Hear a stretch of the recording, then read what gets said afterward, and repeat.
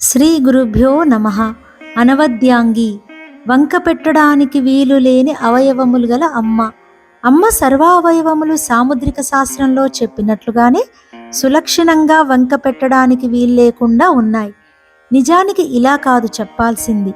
అమ్మ అవయవముల అమరిక పొందికలను ప్రమాణంగా తీసుకునే సాముద్రిక శాస్త్రం రాయబడింది అని చెప్పడమే సరి.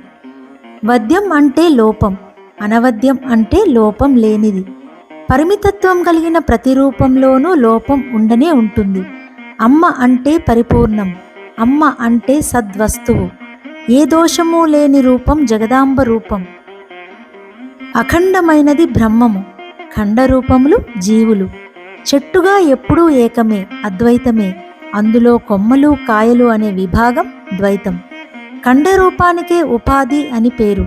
ఈ ఉపాధి ఎప్పుడూ దోషభూయిష్టంగానే ఉంటుంది. దోషాలు 6: జాత పుట్టడం, అస్థి ఉండడం, వర్ధతే పెరగడం, విపరిణమతే మార్పు చెందడం, క్షీయతే తరగడం, నాశ్యతే నశించడం. ఈ 6 దోషాలు సృష్టిలో ప్రతి ఉపాధికి ఉంటాయి. ఈ దోషాలు ఏవీ లేని స్వరూపం అమ్మ దివ్య మంగళ విగ్రహం. ఈ ఖండాలకు ఈ ఉపాధులకు మరో 7 దోషాలు ఉన్నాయి.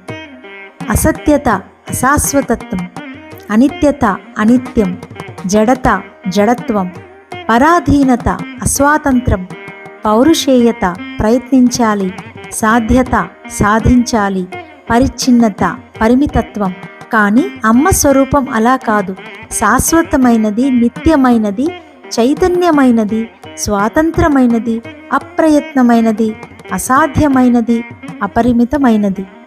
అమ్మ స్వరూప వర్ణన అంటే పరబ్రహ్మ స్వరూప వర్ణనే. అదొక తత్వ వివేచనే. అమ్మ అవయవాలు మామూలు స్త్రీ అవయవాలు లాంటివి కావు. అమ్మ శరీరం మంత్ర సంఘాతం. ప్రతి అవయవమో ఒక దేవీ స్వరూపమే.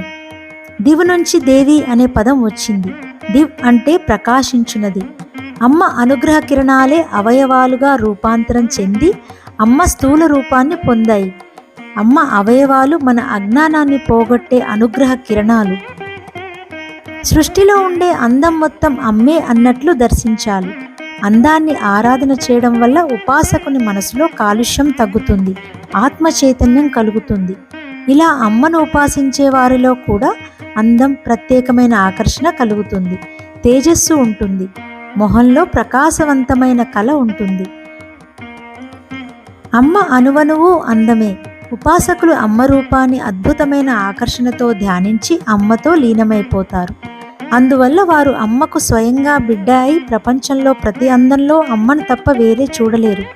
ఇంకా ఏ అందమూ అమ్మ కన్నా గొప్పగా కనిపించదు. అందాన్ని ఆరాధించడం ఉపాసన అవుతుంది, ఎదుగుదలకు దోహదపడుతుంది. కామించుట దౌర్భాగ్యం అవుతుంది, పతనానికి కారణం అవుతుంది. ఉపాసకులు ఉపాసన మొదలుపెట్టగానే అమ్మ రూపాన్ని అద్భుతంగా హృదయంలో నింపుకొని ధ్యానం చేయగలగాలి. అందుకు ఆ వర్ణన హృదయంలో నిలిచిపోవాలి. మనోనేత్రంతో ఆ దివ్యమంగళ స్వరూపాన్ని దర్శించాలి. అమ్మ కన్నా సృష్టిలో ఏదీ గొప్పగా అనిపించదు.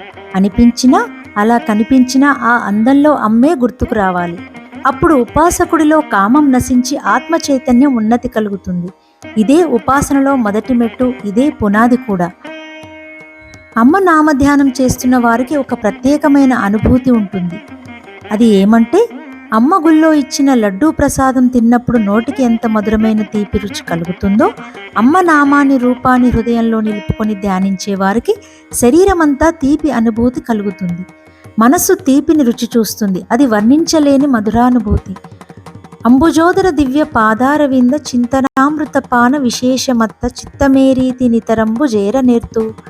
అమ్మ నామామృత రుచికి అలవాటు పడ్డవానికి ఇంకా ఏ ఇతర విషయంలో రుచించదు. విషయాలన్నీ విశాలే. శ్రీరామ నీనామ మెంతో రుచిరా అంటూ గానం చేశాడు రామదాసు. ఇది నామరుచి. వెంకటేశ నిన్ను సేవింపను 10,000 కనులు కావలెనయ్యా అంటూ గానం చేశాడు త్యాగయ్య. ఇది రూపరుచి. తీయటి అమ్మనామాన్ని రూపాన్ని స్మరించుకుంటూ మీరు తీయగా మారిపోండి.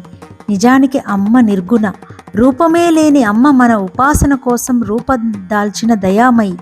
రూపం నుంచి అరూపానికి తీసుకెళ్లే జ్ఞానమే అమ్మ అంటే. అందుకే అమ్మ జ్ఞానాంబ దయామయి.